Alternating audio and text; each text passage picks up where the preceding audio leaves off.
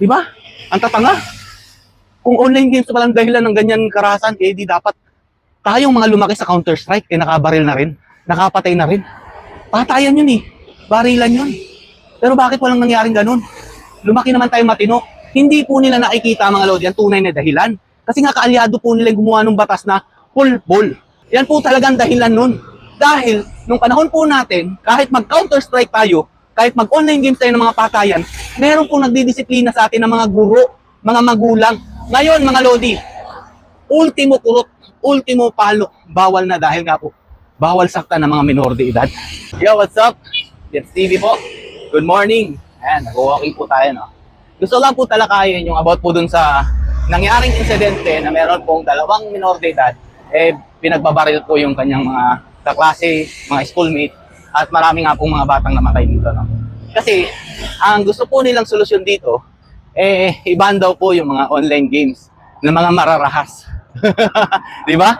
Ang galing po talaga ng utak ng mga senador, lalo na po ito si John B. Cremulya.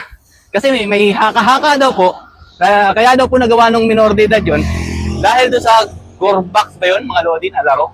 Hindi ko lang po alam kung anong laro yan, pero sa tingin ko Roblox sa mga laro yan. Yun po yung kanilang solusyon. Ban ang mga online games.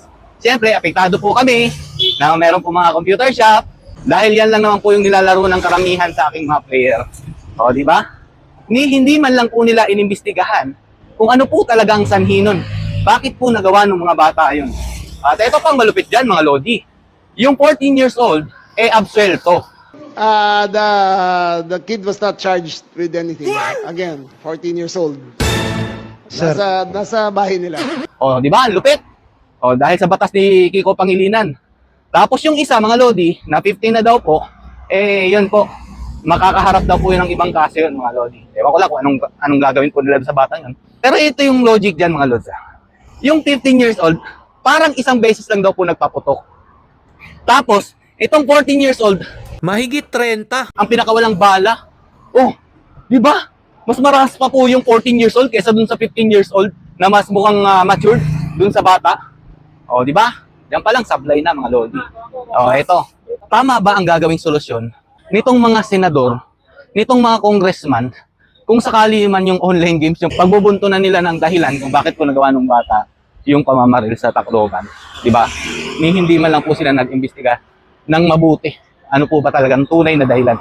Kasi ito magiging pangit yan, mga lodi. Parang tre-name up mo yung isang kasalanan na hindi naman yun yung dahilan. Parang yung mga nangyaring insidente na kapag meron pong nakawan, patayan, eh kunyari meron po silang nahuling kriminal at yun na po yung gagawin po nilang solusyon para po maging case closed po yun, mga lodi. Yan lang po nakikita kung pangit na magiging mangyayari dito. Kasi yung solusyon po nila, mga lodi, hindi po angkop doon po sa nangyari sa batang 14 years old at 15 years old. Kung titingnan po ninyong mabuti, mga lodi, sino po laking 90s dito, 80s dito? Lumaki po tayo sa Counter-Strike. Yung mga naglalaro po dyan ng online games. Bakit? Nakapatay ba tayo? Nakabaril pa tayo? Di ba hindi naman? Ang problema kasi dito nga, mga lodi, ang hina po ng mga utak nitong mga senador. Lalo na po yata to si Rizal Tiberos na gusto po niyang i-ban ang online games dahil nga po dito. Di ba? Ang tatanga. Kung online games pa lang dahilan ng ganyan karahasan, eh di dapat tayong mga lumaki sa Counter-Strike, eh nakabaril na rin, nakapatay na rin. Patayan yun eh. Barilan yun. Pero bakit walang nangyaring ganun? Lumaki naman tayo matino. Hindi po nila nakikita, mga lodi, ang tunay na dahilan. Kasi nga kaalyado po nila gumawa ng batas na pulpul. Yung Juvenile Justice Law Act, mga lodi. Yan po talagang dahilan nun.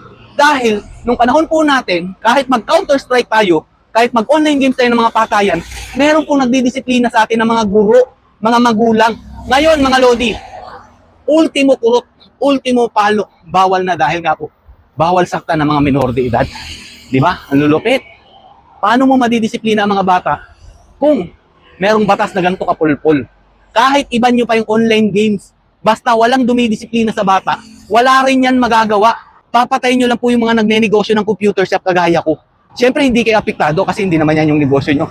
Pero para sa amin, na maliit na nga yung kita ngayon, papatayin nyo pa yung Roblox na laro. Ang lupit, di ba?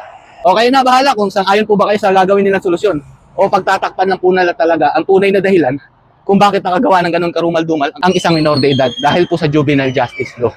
Tanga-tanga talaga nitong mga utak talangka na to. Kaya Duterte lang po talagang pinakamagaling na presidente. Kasi nung panahon po niya, kahit may maras na online gate, wala namang gantong nangyayaring karahas ng mga krimen, mga Lodi. Kaya kahit anong mangyari, mga Lodi, Duterte lang talagang may malasakit sa taong bayan. Stay safe. God bless you all. Duterte pa rin.